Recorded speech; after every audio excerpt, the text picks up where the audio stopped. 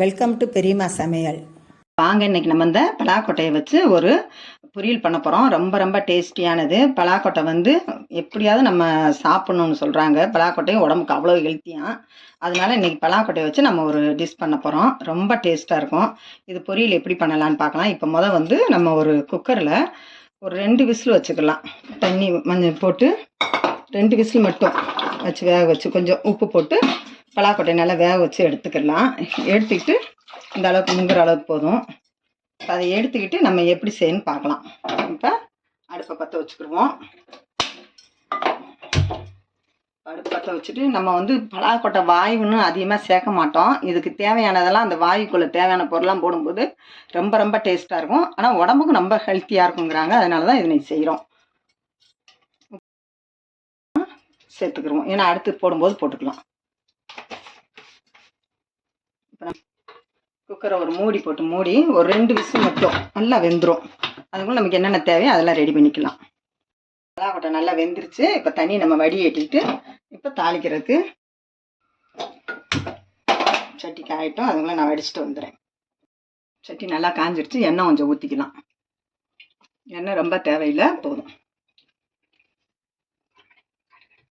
காஞ்சிருச்சு. கடுகு போட்டுக்கலாம். கொஞ்சம் உளுந்தம்பருப்பு சேர்த்துக்கலாம்.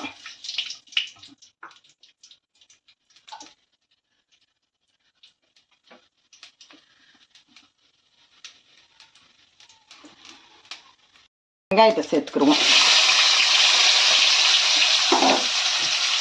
நல்லா பொன்னரமாக வதக்கிடலாம். இது வதங்கிட்டே இருக்கட்டும். நம்ம மிக்ஸில் அரைக்க வேண்டியதை என்னென்ன தேவைன்னு பார்க்குறோம். இது வதங்கட்டும். அரைக்கிறதுக்கு தேவையான பொருள் என்னென்னா, தேங்காய் வந்து 2 பத்த அளவுக்கு பொடி பொடியாக கீறி வச்சுருக்கோம்.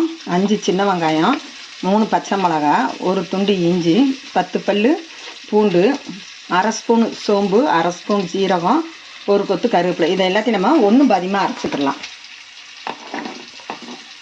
அரைச்சி எடுத்துக்கலாம். இப்போ தக்காளி சேர்த்துக்கலாம்.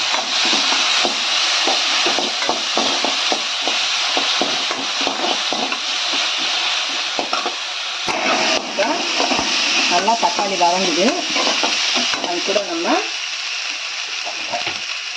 ஒரு 1/4 டீஸ்பூன் மஞ்சத்தூள், ஏற்கனவே 3 பச்சை மிளகா போட்டிருக்கோம். சும்மா அந்த சாம்பார் சாதம் ரசம் சாதத்துக்கு நல்லா இருக்கனால ஒரு 1/2 ஸ்பூன் மிளகாத்தூள் காரத்துக்கு. நல்லா வதங்கட்டும். இப்போ அந்த கிரேவி லைட்டாக கொதித்து வரட்டும். நம்ம அப்போ தான் அந்த மசாலா வந்து கொதித்து வரும்போது நல்லாயிருக்கும், டேஸ்ட்டாக இருக்கும். சாம்பார் சாதம் ரசம் சாதம் தயிர் சாதத்துக்கு அவ்வளோ நல்லாயிருக்கும்.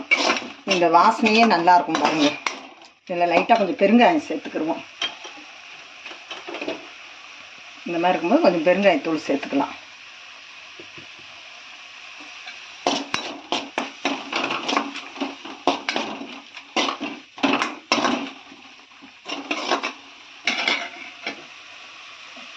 இப்போ அதில் பலாக்கொட்டை வெந்துருச்சுல, அதை நம்ம சேர்த்துக்கிடுவோம். அதை ஒன்று போல் மிக்ஸ் பண்ணி ஒரு 5 நிமிஷம் மூடி வச்சுக்கணும். அந்த மசாலெல்லாம் அதில் போய் இறங்கும்போது நல்லாயிருக்கும். இப்போ நம்ம ஒரு மூடி போட்டு நல்லா மூடி வச்சுக்கலாம்.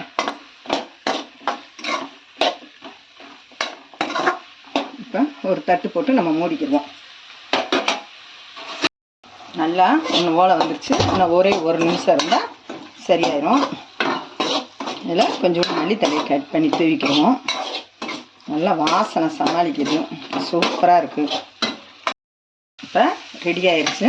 இப்போ வந்து நம்ம மல்லித்தலை தூவிக்கிறோம். கொஞ்சம் இறக்கிடலாம். ஸ்டவ் ஆஃப் பண்ணிக்கிறோம்.